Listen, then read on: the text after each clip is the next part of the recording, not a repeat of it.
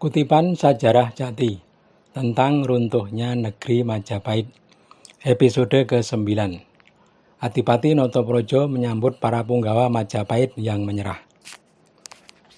Raden Adipati Notoprojo sudah keluar menemui Adipati Terung dan para pembesar Majapahit.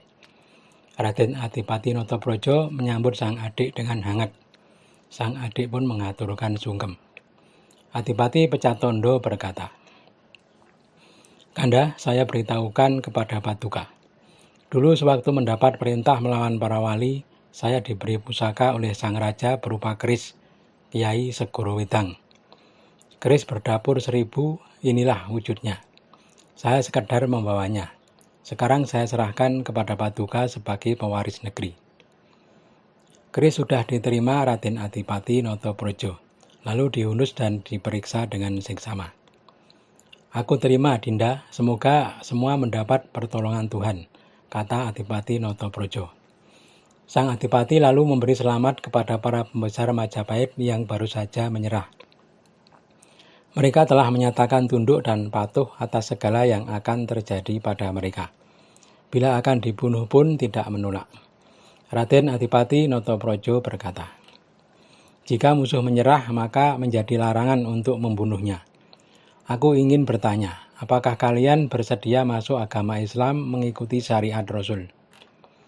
Para pembesar Majapahit bersahutan menyatakan bersedia. Raden Adipati lalu memerintahkan kepada Ki Patih Wonosalam untuk membawa mereka ke hadapan para wali. Secara bersama-sama mereka dibimbing para wali mengucap kalimat syahadat. Kemudian mereka diberi bimbingan ilmu agama oleh para santri yang terbagi di beberapa desa. Di desa Mersan ditempatkan Kasan Rejo, Kasan Munangin di desa Dawi, Kasan Wirati di desa Butuh, dan di desa Pundong ditempatkan Mustaqim.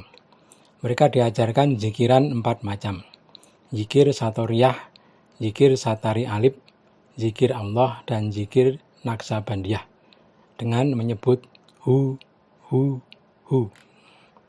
Semua punggawa Majapahit yang menyerah telah masuk Islam.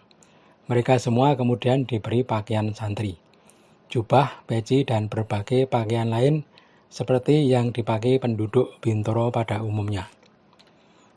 Pada kesempatan itu Sunan Kudus juga menyerahkan harta benda jarahan dari Kedaton Majapahit.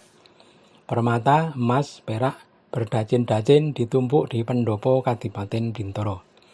Adipati Notoprojo kemudian menemui para wali untuk menyerahkan harta jarahan tersebut. Juga nasib Adipati Terung dan Permaisuri Ratu Dworowati. Sunan Bonang berkata, "Enak Adipati, sekarang kerajaan Majapahit sudah lenyap. Sebaiknya engkau segera berdiri menjadi raja di tanah Jawa. Hanya engkau yang pantas untuk mengelola tanah Jawa. Lagi pula engkau menjadi ahli waris dari raja terdahulu.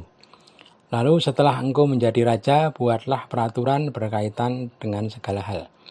Pengangkatan para wali dan ulama, pembentukan angkatan perang, dan pengangkatan para punggawa negeri. Maka tetapkanlah hari apa engkau akan mengadakan acara pengangkatan tersebut. Tanyakan kepada para guru untuk mempersiapkan segala sesuatunya." Raden Adipati menyatakan kesanggupan. Segera memanggil juru emas untuk membuat singgasana dan berbagai peralatan upacara keraton. Ada banyak dalang, sawunggaling, ardowaliko, dan lain-lain sebagai simbol negeri.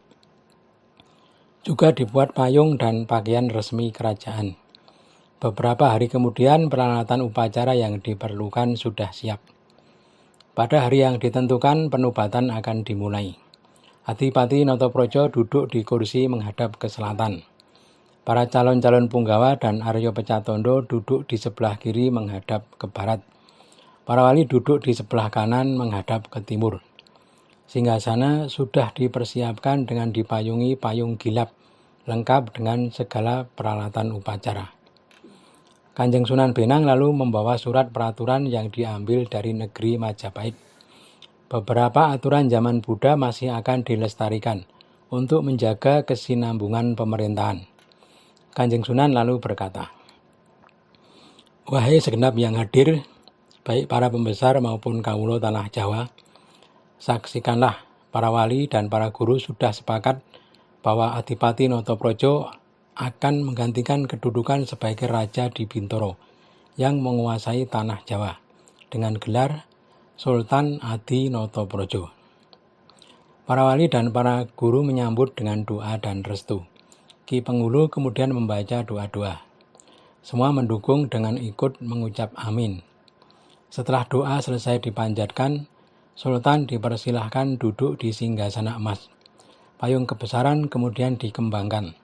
Para wali bergiliran bersalaman dengan raja yang baru. Lalu disusul para punggawa, dimulai dari Patih Wonosalam, Ki Penghulu Imam Sumantri, Aryo Pecatondo, dan jaksa serta para bupati. Kanjeng Sunan Benang lalu membacakan janji pernyataan raja yang baru. Isinya berupa 4 pernyataan. Pertama, raja diberi kuasa, tapi bukan miliknya pribadi. Semua milik Allah yang Maha Kuasa. Kedua, raja diberi kewajiban memutuskan hukuman. Ketiga, raja diberi wewenang mengelola harta negara. Keempat, raja harus mampu mengelola negeri. Sultan lalu memberi Ki Patih Wonosalam kedudukan adipati dan lestari menjadi patih di Kasultanan Bintoro. Kemudian kepadanya dibacakan tugas dan janji seorang patih. Ada 15 macam. Sunan Benang lalu membacakan janji seorang patih. Setelah dibaca surat perjanjian kemudian diserahkan kepada patih Adipati Wonosalam. Sultan Adi Notoprojo kemudian mewisuda Kiai Penghulu sebagai penghulu Kasultanan. Ada 20 janji yang harus dipatuhi. Jaksa Ki Imam Sumantri juga diangkat kembali sebagai jaksa negara dengan janji sejumlah 32. Semua punggawa baru sudah sepakat dan menyimpan perjanjian masing-masing.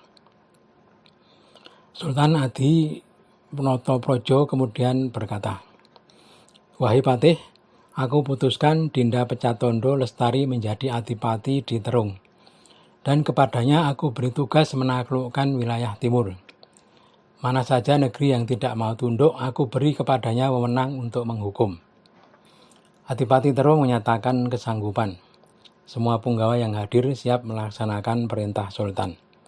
Kemudian jamuan dikeluarkan. Setelah didahului doa, para yang hadir menikmati jamuan. Rangkaian acara penobatan selesai. Sultan kembali ke dalam puri. Para wali dan para punggawa membubarkan diri dan kembali ke tempat masing-masing.